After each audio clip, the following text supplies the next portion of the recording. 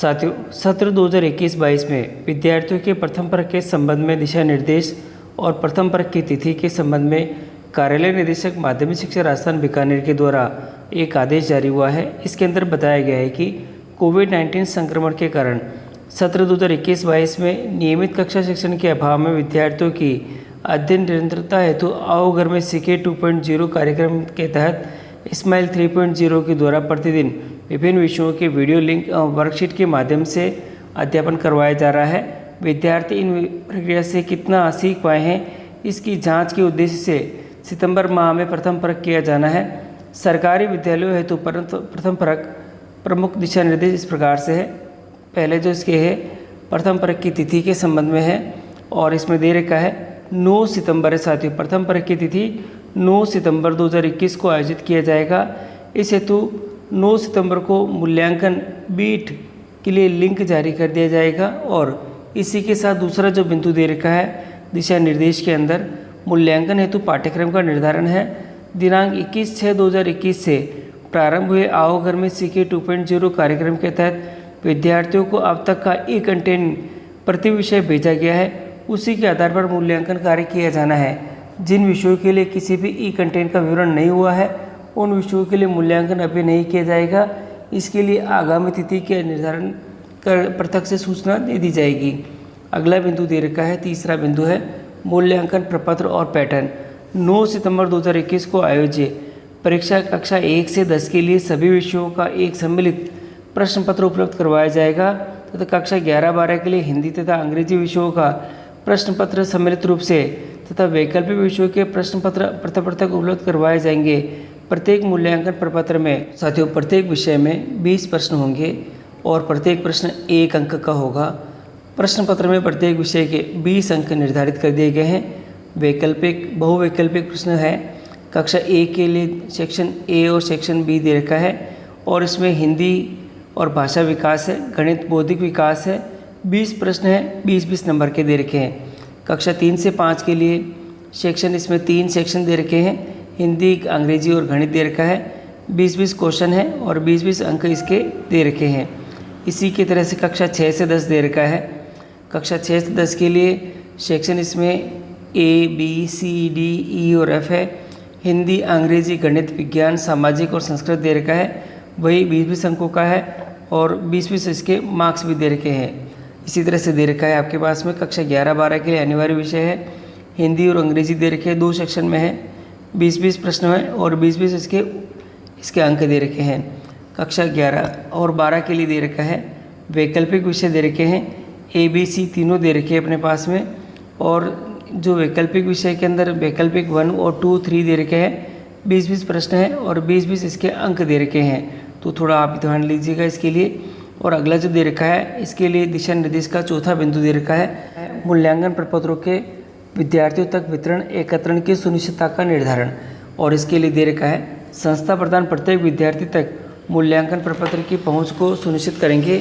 इस हेतु संस्था प्रधान जो विद्यार्थी डिजिटल पहुंच में है उन्हें 9 सितंबर को व्हाट्सएप ग्रुप के माध्यम से मूल्यांकन प्रपत्र उपलब्ध करवाएगा और करवाए जाएंगे। इसी के साथ विद्यार्थी अपने मोबाइल से प्रथम मूल्यांकन पत्र प्राप्त कर अपनी कार्यपुस्तिका के मध्य के पिन पेज पर उसे नोट करेंगे, हल करके अपने कक्षा अध्यापक को निर्धारित तिथि पर उपलब्ध करवा दिए जाएंगे।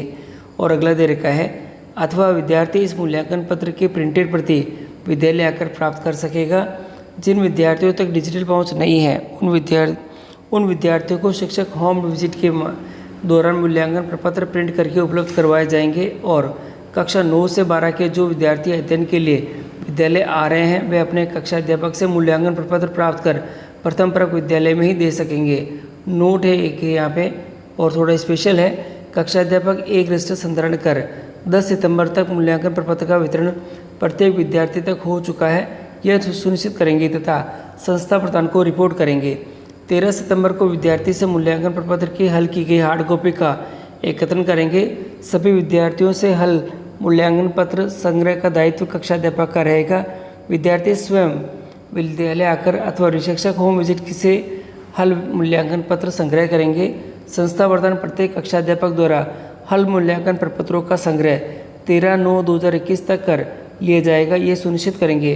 एक नोट दे रखा है यहाँ पे, मूल्यांकन प्रपत्र की प्रिंटिंग का कार्य विद्यालय स्तर पर किया जाना है। इस हेतु आवश्यक राशि का व्यय विद्यालय कोष या एसएफजी से आप ले सकते हैं। आगे दे रखा है मूल्यांकन प्रपत्र की जो जांच है वह किस प्रकार से होगी। मूल्यांकन प्रपत्र हेतु सभी विषयों के प्रश्नपत्रों की उत्तर कुंजी विद्यालय को पृथक से उपलब्ध करवाई जाएगी। मूल्यांकन प्रपत्र की जांच विषयाध्यापक द्वारा 16/9/2021 तक कर कक्षाध्यापक को विद्यार्थियों के प्राप्तांकों की लिस्ट उपलब्ध करवाई जाएगी। कक्षाध्यापक समस्त विषयों के कक्षाध्यापकों से विद्यार्थियों के प्राप्तांकों को एकत्रित कर शाला दर्पण के मॉड्यूल पर 18/9 देख साथियों नोट कर लीजिएगा 18/9/2021 तक अनिवार्य रूप से उसकी प्रविष्टि सुनिश्चित करेंगे।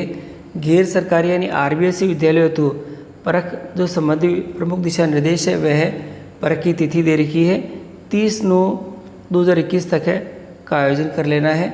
मूल्यांकन हेतु पाठ्यक्रम का निर्धारण है।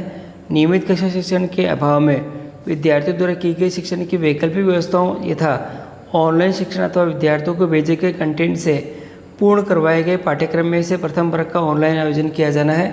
प्रथम परख का रिकॉर्ड संधारण साथियों विद्यार्थियों के प्रथम परख को रिकॉर्ड का संधारण पृथक पंजिका के रूप में विद्यालयों में सुनिश्चित कर रखा जाएगा। और आगे दे रखा है प्रथम परख आकलन का प्रतिशत वेटेज गैर बोर्ड कक्षाओं के लिए प्रथम परख में अर्जित अंकों का वेटेज कुल अंकों का 10% अथवा बोर्ड कक्षाओं के लिए प्रथम परख से अर्जित अंकों का वेटेज कुल अंकों का 20% रहेगा, जिसका समावेश मुख्य परीक्षा में अर्जित अंकों में किया जाएगा। तो साथियों आप थोड़ा ध्यान दीजिएगा इन सभी बिंदुओं को, और इन सभी बिंदुओं को देखते हुए प्रथम परख का आयोजन करना है। यह दे दिया गया है कि गैर सरकारी विद्यालयों के लिए 30 सितंबर की तिथि दे रखी है, और जो सरकारी विद्यालय है उनके लिए 9 सितंबर से ये जो ई कंटेंट के माध्यम से आपको इसका प्रश्न पत्र प्राप्त हो जाएगा और इसकी उत्तर कुंजिका भी आपको पृथक से प्राप्त हो जाएगी। इसी के माध्यम से विद्यार्थियों का आपको मूल्यांकन करना है और इसका रिकॉर्ड भी संधारण करना है, और समय रहते हुए और निश्चित टाइम के अकॉर्डिंग इसको जो ऑनलाइन फीडिंग है शाला दर्पण के ऊपर वह भी आपको फीडिंग करनी होगी।